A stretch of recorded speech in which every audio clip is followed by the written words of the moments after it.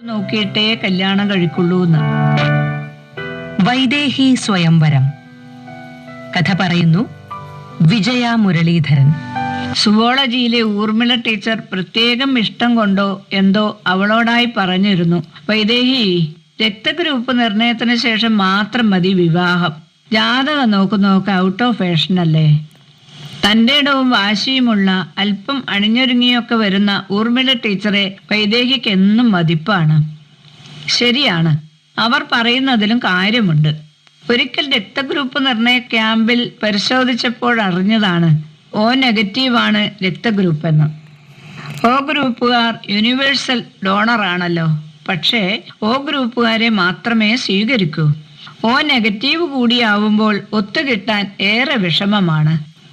Negative ഗ്രൂപ്പുകാരിക്ക് ഒരു നെഗറ്റീവുകാരൻ തന്നെ വേണം, അല്ലെങ്കിൽ അഗ്ലൂട്ടിനേഷന് സാധ്യതയുണ്ട്. ശിശുമരണവും വൈകല്യവും സംഭവിച്ചേക്കാം. ഈ പരിമിതമായ അറിവിന്റെ വെളിച്ചത്തിലാണ് അച്ഛനോട് ശാഠ്യം പിടിച്ചത്. കുട്ടിക്കാലം മുതൽ വീണുരുണ്ട് കാര്യം സാധിക്കുന്ന പിടിവാശിക്കാരിയാണ് വൈദേഹി. അതുകൊണ്ട് തന്നെ വൈദേഹിയുടെ ഇഷ്ടത്തിന് എതിരൊന്നും നിൽക്കാത്ത അച്ഛൻ അവളുടെ വാശിക്ക് മുമ്പിൽ കീഴടങ്ങി. അമ്മയ്ക്ക് തീരെ ഇഷ്ടമുണ്ടായിരുന്നില്ല. എന്തൊക്കെ ഗുലുമാലുകളാ ഒപ്പിക്കുന്നത്, ഇതിനെയൊക്കെ ഏറെ പഠിപ്പിച്ചതിന്റെ കേടാ ഇതൊക്കെ. എത്ര നല്ല ആലോചനകൾ വന്നതാ. ഉദയഭാനു സാറിന്റെ മകൻ അമേരിക്കക്കാരനുമായി ജാതകം എത്ര നന്നായി ഒത്തിരുന്നു. ഒന്നിനും സമ്മതിക്കുന്നില്ലല്ലോ, അമ്മ പുലമ്പിക്കൊണ്ടിരുന്നു. ഏകപുത്രി താല്പര്യം കണക്കിലെടുത്ത് സമ്മതിച്ച അച്ഛൻ തന്നെയാണ് പത്രത്തിലെ വിവാഹ പങ്ക്തിയിൽ പരസ്യം കൊടുത്തത്. ഉയർന്ന സാമ്പത്തിക ശേഷിയുള്ള കുടുംബത്തിലെ നായർ യുവതി, വയസ്സ് 22, വെളുത്ത നിറം, 160 സെന്റിമീറ്റർ ഉയരം, ഒത്തവണ്ണം, BSc ബിരുദധാരി, ഓ നെഗറ്റീവ് രക്തഗ്രൂപ്പ്. രക്തഗ്രൂപ്പ് നിർണയത്തിന്റെ ഗവൺമെന്റ് ഡോക്ടർ സാക്ഷ്യപ്പെടുത്തിയ സർട്ടിഫിക്കറ്റുമായി ഈ മാസം 25-ാം തീയതി കാലത്ത് 10 മണിക്ക് ഭവനത്തിലെത്തുക. ജാതകക്കുറിപ്പ് കൊണ്ടുവരേണ്ടതില്ല. ഇങ്ങനെ വിവരങ്ങൾ അഡ്രസ് സഹിതം കൊടുത്തിട്ടുണ്ട്. അവർ കൊണ്ടുവരുന്ന സർട്ടിഫിക്കറ്റ് വ്യാജമാണോ എന്ന പരിശോധനയ്ക്കായി കുടുംബ ഡോക്ടർ സന്തോഷ് കുമാർ അന്ന് കാലത്ത് തന്നെ ഭവനത്തിലെത്തും. വേഷത്തിന്റെ മോടിയിലൊന്നും അമിത പ്രാധാന്യം കൽപ്പിക്കാത്ത വൈദേഹി സെറ്റ് സാരി ഉടുക്കാനാണ് തീരുമാനിച്ചത്. പണക്കാരായ അച്ഛനമ്മമാർക്ക് അത് തീരെ രസിച്ചില്ല. ഒരേ ഒരു മകളെ ആഡംബര ചമയങ്ങളോട് കാണാനുള്ള മോഹം തകരുകയാണ് എന്നു മാത്രമല്ല, അയൽവക്കക്കാരോടൊന്നും പൊങ്ങച്ചം പറയാൻ കഴിയില്ലല്ലോ എന്ന പരാതിയും അമ്മയ്ക്കുണ്ട്. ആഭരണ ഭ്രമങ്ങളിലൊന്നും താല്പര്യമില്ലാത്ത വൈദേഹി ഒരു ഇല്ലി ചെയിൻ മാലയും മുട്ടു കമ്മലും 2 കൈയിലും ഓരോ വളയും ഇടാനും ബാക്കിയുള്ള ആഭരണങ്ങളെല്ലാം ലോക്കറിൽ വച്ചോളൂ എന്നുമാണ് ശഠിച്ചത്. ആ തീരുമാനവും വീട്ടുകാരെ ചൊടിപ്പിച്ചു. സൊസൈറ്റി ലേഡിയായ അമ്മയ്ക്ക് കലിയിളകി. ക്ലബിലുള്ളവരോട് മകളെ 200 പവന്റെ ആഭരണങ്ങൾ അണിയിക്കാമെന്ന് ആണയിട്ട് വാശി കെട്ടിയ അമ്മ ആകെ പരവശയായി. ഇനി ഞാൻ എങ്ങനെ അവരുടെ മുഖത്തു നോക്കും? ലജ്ജിച്ചു തല താഴ്ത്തേണ്ടി വരില്ലേ എന്ന് മോർത്തവൾ വിഷമിച്ചു. ഈ തലതിരിഞ്ഞ പെണ്ണിനെ കൊണ്ട് തോറ്റല്ലോ ദൈവമേ എന്നവർ വിലപിച്ചു. മനസ്സിന്റെ സമനില തെറ്റുമോ, തലകറങ്ങി താഴേക്ക് പതിക്കുമോ എന്നൊക്കെ അവർ ഭയന്നു. ബംഗ്ലാവിന് ഏറെ ഒരുക്കങ്ങളൊന്നും വേണ്ടെങ്കിലും കല്യാണത്തിനായി ചെറുതായൊന്നും മിനുക്കി. 25-ാം തീയതി അടുത്തു വരുംതോറും വൈദേഹിക്കുള്ളിൽ അസ്വസ്ഥതയുണ്ടായി. തലേ ദിവസം തന്നെ ബന്ധുക്കളിൽ പലരും എത്തി. അടുത്ത കൂട്ടുകാരിയായ ശൈലയും വന്നു. വൈദേഹിയുടെ ഈ തീരുമാനം അറിഞ്ഞപ്പോൾ ശൈല പറഞ്ഞു, എടി കൊള്ളാം നിന്റെ തീരുമാനം. ബന്ധുക്കൾക്കൊക്കെ ദേഷ്യമാണ് വന്നത്. ഈ പെണ്ണിനോട് പറഞ്ഞിട്ട് വല്ല കാര്യവുമുണ്ടോ? ഓ, രക്തഗ്രൂപ്പ് നോക്കിയൊരു സ്വയംവരം. ഏറെ പഠിച്ചതിന്റെ കേടാ ഇതൊക്കെ. എങ്ങനെ ഉണ്ടാവുമോ വരൻ, കണ്ടറിയണം. അവർ പരിഹസിച്ചു ചിരിച്ചു. പലതും കേട്ടപ്പോൾ വൈദേഹി ക്യാമ്പസ് പ്രേമം ഓർത്തുപോയി. തമാശയായിട്ടാണ് തുടങ്ങിയത്. ഒടുവിൽ ബന്ധം സീരിയസ് ആയപ്പോൾ രാകേഷ് ചോദിച്ചു, കാര്യമായിട്ട് ചോദിക്കുക, നീ എന്നോടൊപ്പം വരാൻ തയ്യാറാണോ? നോ, അങ്ങനെ ഒരു പ്രശ്നം ഉദിക്കുന്നേ ഇല്ല രാകേഷ്. നിനക്കറിയാലോ എൻ്റെ തീരുമാനം. ഈ പ്രേമം ഒരു തമാശയായേ ഞാൻ കണ്ടുള്ളൂ. ഈ ബന്ധം ക്യാമ്പസിൽ വെച്ച് തന്നെ അവസാനിപ്പിച്ചേക്കാം. രാകേഷ് സുന്ദരനും ദൃഢഗാത്രനുമായിരുന്നു. ഇനിയിപ്പം ആരാണാവോ വരൻ? പിറ്റേ ദിവസം രാവിലെ ക്ഷേത്ര ദർശനം കഴിഞ്ഞു വന്നു. ബംഗ്ലാവ് ആൾക്കാരെ കൊണ്ട് നിറഞ്ഞു. തോരണങ്ങൾ ചാർത്തിയ പന്തലിൽ വിവിധ തരം ലൈറ്റുകൾ മിന്നിത്തെളിഞ്ഞു. വന്നവർ മുഴുവൻ ആകാംക്ഷയോടെ കാത്തിരിക്കുകയാണ് പുതുമയാർന്ന വിവാഹം കാണാൻ.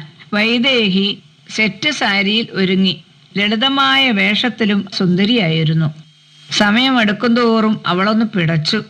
കാലത്ത് തന്നെ ഡോക്ടർ സന്തോഷ് കുമാർ എത്തിയിരുന്നു. അച്ഛൻ അക്ഷമനായി അങ്ങോട്ടും ഇങ്ങോട്ടും നടക്കുകയാണ്. പലരും എത്തുന്ന വിവരം അറിയിച്ചിരുന്നു. ആരും എത്തിയില്ലല്ലോ എന്ന വേവലാതി ആ മുഖത്ത്. ഏതാണ്ട് 10-10:30 ഓരോരുത്തരായി വന്നെത്തി. വീടുണർന്നു. വൈദേഹി ഒരുങ്ങിയ മണ്ഡപത്തിൽ നിറപറയ്ക്കും നിലവിളക്കിനു മുമ്പിൽ ഇരിക്കുകയാണ്. അവിടെ ഇരുന്ന് തന്നെ വരുന്നവരെയൊക്കെ ദർശിച്ചു. ഓരോരുത്തരും അച്ഛന്റെ നിർദ്ദേശപ്രകാരം ഡോക്ടർ സന്തോഷ് കുമാറിന്റെ അടുത്തേക്ക് നീങ്ങുന്നത് കണ്ടു. അപ്പോഴവർക്ക് മുത്തശ്ശി പറഞ്ഞു കൊടുത്ത പുരാണ കഥ ഓർമ്മ വന്നു. ദ്രൗപദി സ്വയംവരം. അമ്പയച്ച് ലക്ഷ്യം ഭേദിക്കുന്ന ആളിന്റെ കഴുത്തിൽ ദ്രൗപദി ഭരണമാല്യം ചാർത്തിയ കഥ. ശ്രീകൃഷ്ണ സന്നിധിയിൽ വെച്ചാണ് നടക്കുന്നത്. ധാരാളം രാജാക്കന്മാർ വന്നെത്തിയിരിക്കുന്നു ദ്രുപദ രാജകുമാരിയെ പരിണയിക്കാൻ. ഓരോ രാജാക്കന്മാരും വില്ലൊന്ന് പൊക്കാൻ പോലും കഴിയാതെ തിരിച്ചുപോയത്. ദുര്യോധനൻ വില്ല് പൊക്കാൻ കഴിയാതെ കോപാഗ്നി ജ്വലിപ്പിച്ചുകൊണ്ട് ലജ്ജിതനായി തലകുമ്പിട്ടുകൊണ്ട് പോയപ്പോൾ ദ്രൗപദി ആർത്ത് ചിരിച്ചത്. മുത്തശ്ശി അത് വിവരിക്കുമ്പോൾ താനും ചിരിച്ചുപോയത് വൈദേഹി ഓർത്തു. അവൾ ചിരി പൊട്ടി. അവളത് അടക്കി വെച്ചു. ഒടുവിൽ വില്ലാളി വീരനായ അർജുനൻ എന്ന കുന്തിസുതന്റെ കഴുത്തിൽ ദ്രൗപദി മാല അണിയിച്ച കഥ. അതുപോലൊരു വീരകഥാനായകൻ ഇവിടെ ഉണ്ടാവുമോ? അവൾക്ക് അങ്കലാപ്പായി. ഡോക്ടറുടെ മുമ്പിലേക്ക് നീങ്ങുന്ന ഓരോരുത്തരുടെയും മുഖത്തെ ഭാവപകർച്ച ശ്രദ്ധിച്ചു. പുറന്തള്ളപ്പെടുന്നവരുടെ മുഖം വിവർണമാവുന്നത് കണ്ടു. ആ കൂട്ടത്തിലാണ് രാകേഷ് വൈദേഹിയുടെ ശ്രദ്ധയിൽപ്പെട്ടത്. പെട്ടെന്ന് അവളുടെ മുഖകമലം വിടർന്നു. പണ്ട് ഒരു ത്രില്ലിൽ രാകേഷിനോട് കയർത്തെങ്കിലും പിന്നീട് വൈദേഹി അയാളെ സ്നേഹിച്ചിരുന്നു. ഡോക്ടർ വൈദേഹിയുടെ രക്തഗ്രൂപ്പ് നിർണയ സർട്ടിഫിക്കറ്റുമായി സാമ്യമാണോ എന്ന് പരിശോധിച്ചതും രാകേഷ് അതിൽ പുറന്തള്ളപ്പെട്ടു. അത് കണ്ടപ്പോൾ അവൾ ആകെ നിരാശിതയായി. താൻ ഇത്രമാത്രം രാകേഷിനെ സ്നേഹിച്ചിരുന്നോ എന്നവൾ ഒരു നിമിഷം ഓർത്തുപോയി. പെട്ടെന്ന് അവളുടെ ശോഭയാർന്ന മുഖത്തെ പുഞ്ചിരി മാഞ്ഞു. മനസ്സ് വലിഞ്ഞു മുറുകി. അവളിൽ അസ്വസ്ഥത ഏറിയേറി വന്നു. വന്നവരിൽ പലരും തള്ളപ്പെട്ടു. ഒടുവിൽ വന്നയാളുടെ മുഖം വൈദേഹി ശരിക്കും കണ്ടില്ല. ആ രക്തഗ്രൂപ്പ് സെയിമും വ്യാജമല്ലാത്തതുമാണെന്നറിഞ്ഞതും വാദ്യഘോഷങ്ങൾ ആരംഭിച്ചതും ഒപ്പമായിരുന്നു. വൈദേഹിയുടെ ഉള്ളത്തിൽ പെരുമ്പറ കൊട്ടി. വീഡിയോയും ക്യാമറയും ഒപ്പം ചലിച്ചു. അച്ഛന്റെയും ബന്ധുജനങ്ങളുടെയും ഒപ്പം അടിവെച്ച് നടന്നു വരുന്ന മുഖത്ത് പാടുകളും പൂച്ചക്കണ്ണും ചെമ്പൻ മുടിയും കുടവയറുമുള്ള കറുത്തു കുള്ളനായ വരനെ കണ്ട മാത്രയിൽ എന്റെ ഈശ്വരാ, ഈ ബുദ്ധി വേണ്ടിയിരുന്നില്ലെന്ന് അവൾക്ക് തോന്നി. അവളുടെ കണ്ണിൽ ഇരുട്ട് കയറുകയും ബോധമണ്ഡലം തകിടം മറയുകയും ചെയ്തു.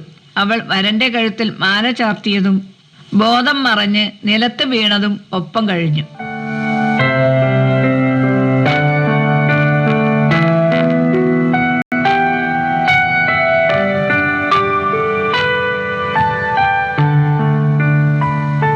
വിജയ മുരളീധരൻ അവതരിപ്പിച്ച വൈദേഹി സ്വയംവരം എന്ന ചെറുകഥയാണ് നിങ്ങൾ കേട്ടത്.